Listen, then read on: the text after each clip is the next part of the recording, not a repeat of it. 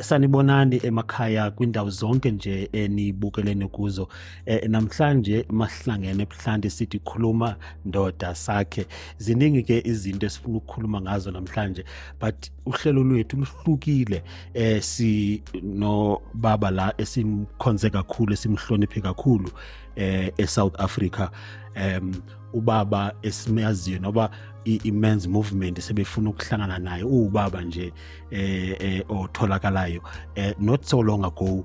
I-men's movement of this country, especially ama-men's forums, ebeke awada nokum-awada nge-contribution yakhe kwi-development of this country. Baba wami, ngiyajabula ukubona namhlanje kuhlelo lethu. Ngicela nje ubingelela abantu emakhaya, usho nje ukuthi ngakubona istage sawuthatha i-award lapha, kwenze njani? Ngiyanibingelela babukele emakhaya. Igama lami nguShadrack kwaMthethwa. Ngiyabonga ukuthi ungi-invitile namhlanje sixoxe ngobudoda. Yeah. Usandothola i-award nje uyithola kuma-men's forums of this country, in particular Gauteng. Mhlambe bebe-awarda koluphi uhlelo, ngoba ngiyazi ukuthi ziningi izinto zenzela umphakathi, but mawuso awardwa ngamadoda abanye abantu bavela bathi awu kanti baba uMthethwa ukhona nala emadodeni. Inkinga esibanayo ukuba impilo chameleon, uba unwabu mawuhlela ujika ube lo kodwa ungabi nesiko esikodwa okwaziwayo ukuthi yini ubudoda. Akuyona into eyi-seasonal or eyi-opportunity. Uba indoda uzalwa wenze into efanele ukuthi uma uyindoda uyenze. Ngiyabonga kakhulu nje ukuthi babone ukuthi bukhona ubudoda kimi ngokuthi bangiphi indondo. So kuyangigqugquzela ukuthi ngikhulume nabanye obaba ukuthi bakwazi ukuthi bahlale behamadoda, bangabalekeli, ngoba siye sithi ngesizulu qina ume njengendoda. Abasho nje amavaka, basho abantu abanesibindi abakwazi ukumela izinto. So mhlawumbe kukhona bakubona lokho kimi njengobaba ophethe ikhaya ekuqaleni, nophethe ibandla elina bobaba nomama neinsizwa engane sakhulu, ukuthi sakhe lezo insizwa ukuze ububaba bazo nobubudoda bazo bube neimpande eziqinile from ekhaya. Yilokho ngibona. Yeah. Archbishop, angakuba right mangithi Archbishop, kodwa njengoba sisebuhlanti, mina into engifuna ukuyi-understanda lana, njengoba siphuma kwi-16 days of activism on violence against women and children, ingaba enough le 16 days? Because I don't understand, mina angisho ukuthi ba wrong abantu abeze nale concept ye 16 days. But okay, sidlule 16 days nge-10th of December. Nginenkinga yokuthi izinto zibekwe in boxes, but there's a reason why abaqamba amaqembu athize noma indlela yokwanza ukuvuselela nje ukuthi nje ube conscientize ngezinto ezikhona. Kodwa to me what is very important ukuthi mfethu, mhlawumbe uma sibheka i-activism asingayibheki ngohlangothi lo baba. Yes. Asibheke ikhaya ekuqaleni. Let's look at exactly into eyakha isizwe, the process eyakha isizwe. Uqale ube an individual. Kulobu individual uyaqeqesheka ukuze ungene ebudodeni. Kuyo yonke indle emnyama inendlela yokuqeqesha indoda. Njalo nokuqeqesha umama ukuthi amelane nokwakha ikhaya. Mase lakhiwe lekhaya, uma lekhaya lakhiwa nge-foundation engekho right, soku-wrong lokho. Speaking from a biblical standpoint, that's where all starts, because i-purpose kaNkulunkulu yokudala umuntu ukuthi ukhonze uNkulunkulu, ukudalele yena for yena, ukuthi wenze lento asho. Kuko konke lekudaleni kwakhe-ke uNkulunkulu ubeke imibandela nemigomo yokuthi uzokhula ube nje. Ungafunda wonke iBhayibheli liyakukhuluma ngokuthi umuntu uziphatha kanjani. Uma usula ekhaya-ke usuba ubaba uthatheleza ifundiso wazithola ekhaya elifudumele ezine foundation. Activism is a way of life because it's not something that you need. It can't be just a once off.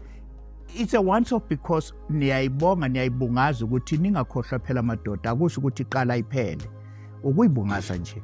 So funa siseke nayo lento le siyenze ukuthi sibe baningi singobaba nawo mama asingahlukanisi.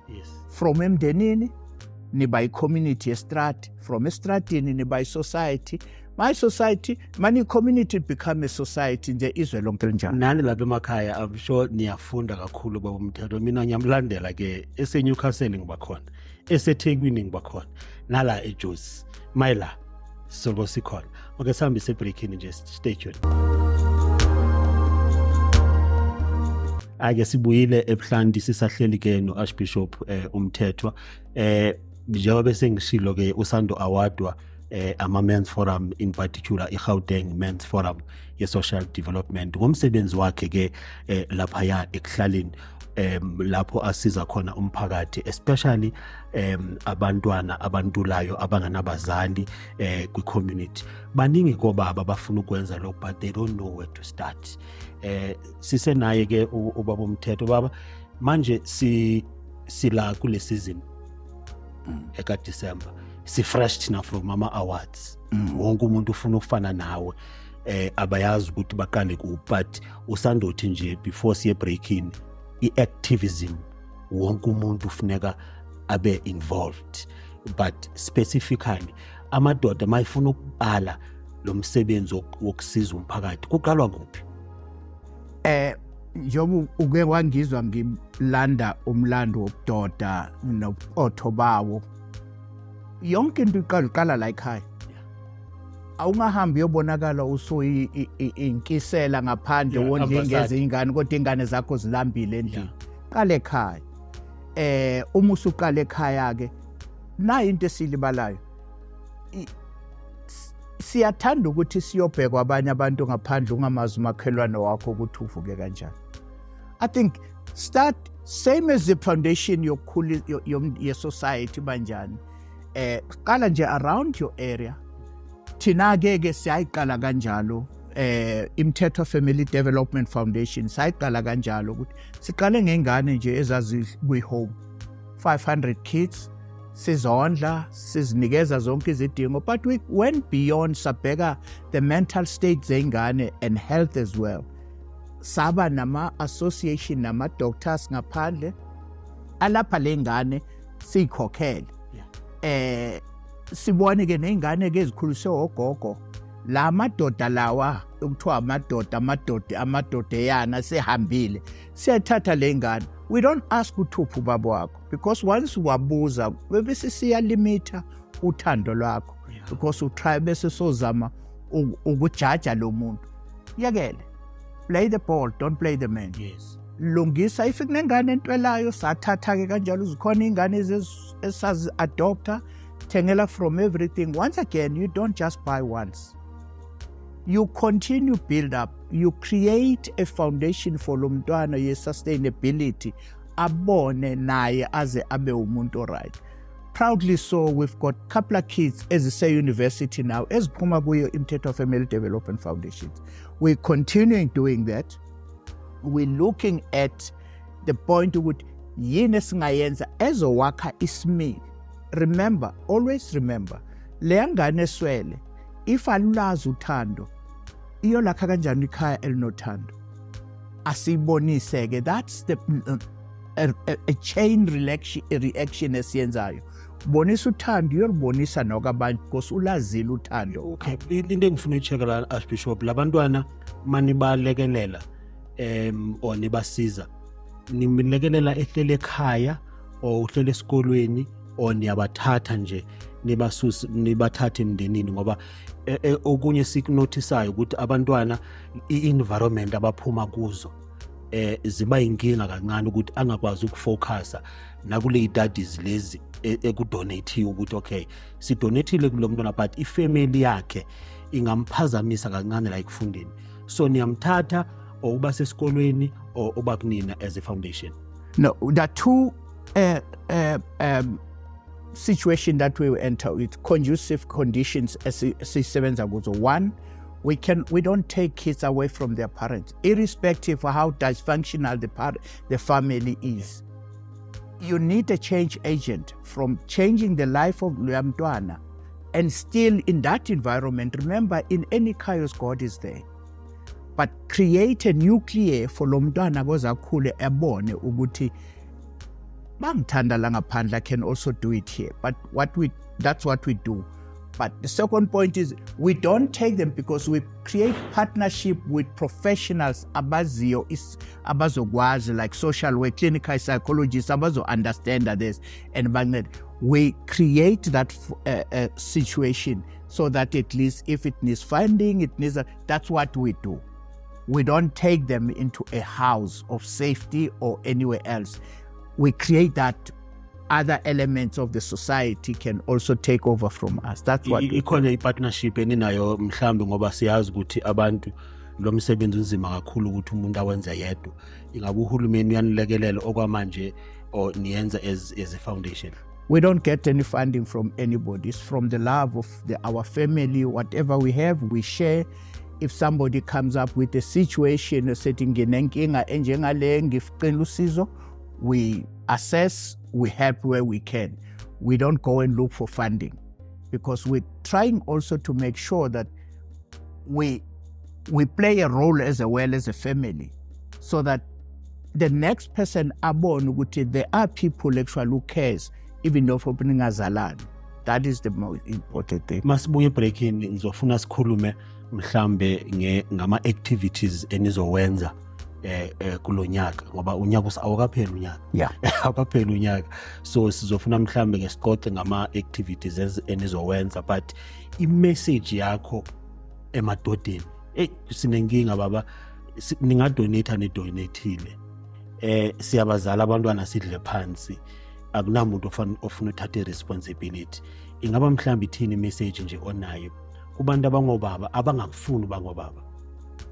Angikholwa ukuthi bakhona abantu abangafuni ukuba obaba. The problem, actually, the challenge, I don't want to say a problem, the challenge esibanayo, it's self-centeredness. Yes. Yokuthi because uma wengane wenza iphutha ubusuphanisha ingane, uthe yami lengane ukuthi uyayiphanisha ngoba uma wayo wenza inkinga. Uma wayo aphanisha ingane ngandlela thize. You can't therefore, and I think the approach should not be about the man or the woman or uma wengane. The approach should be ingane mayizalwa iliphi umuntu embiza kuqala ithi ma, ivundle ebethweni sikama. Uma has got that power to make or break le ngane, even without the father sebalekile lo, because balakaza abanye. The approach should be not to elevate one partner at the expense of the other. Because once you do that, you're creating a competition, you're creating a debating agenda and a blame game. But you did that. Now you did. No, it's not me. Amadoda enza lokho. No, abafazi benza lokho. But we're creating a problem there. It's very interesting. Ngicela sibambe nje kancane sithole nje amanzi siphinde sibuye. Stay tuned. Igama lami ke ndingumbulo Jasi. Ake sibuyile itolo Ebuhlanti ke sithi sukuma ndoda sakhe, sihleli ke la no Archbishop Mthethwa ebesakhuluma kamnandi la uNyambose ngendlela mhlambe kufuneka sihandlishe ngakhona lento enabantwana phakathi kunomzali ngapha, I mean kunobaba kunomama njalo ubusasho uNyambose ubusaluleka amadoda lapha emakhaya nabomama, but also ndifuna nje sikhulume ngale ndaba yaseDurban. Phela bengikhona lapha. Ngalesikhathi bulonje ngwathi. Ngifuna sikhulume ngale yakwathi. Okay. That's my personal view. If we box people, you'll always have a situation where fanele usuke la uyobuza ugcina umntwana uphakathi. Umntwana uphakathi. La ebandleni engikhonza kulo sinayo indlela ye mentorship. What do? We don't mentor amadoda ewodwa. Si mentor ikhaya elinengane. Mentoring So you don't separate people? No, we don't. Because once you do that, you create a gossip. You're creating a blame game. But uma akangithandi nje ingane noma sekhaya umuzi uthi uma akangithanda ubaba uyangithanda. You create a Christian discipline, a family. That's where the foundation is, because two things that angifuna ukuqualify. Life is God-given and its purpose. uNkulunkulu kunika ipurpose wathi ukuthi umkhonze. There are rules therefore. In marriage is an institution kaNkulunkulu akuyona yomuntu. So if these people don't understand the rules and regulations zale institution, you'll have a dysfunctional. Nyambos, ithini i-theme yalonyaka ozayo and nichoose kanjani and izawusiza kanjani umphakathi ngoba I know ukuthi ibandla liyaspreada and nala message is spreadile the whole country. I've been following social media, for instance, that people bayithathile la theme bagijima nayo. I-theme yale conference was those who seek God, he rewards them. Those that seek him, he rewards them. That was a portion, a series in the theme yonyaka wonke ethi in his presence. Yes. Uma umdinga ngenhliziyo yakho yonke, Hebrew 11 verse 6, uyakunikeza umvuzo. It's relevant in a family on two occasions. One, inhloso yokuthi uNkulunkulu adala umuntu nendlela ofuna uphile ngayo. Uma umdinga konke kuyenzeka, uma usunayo konke kuyenzeka.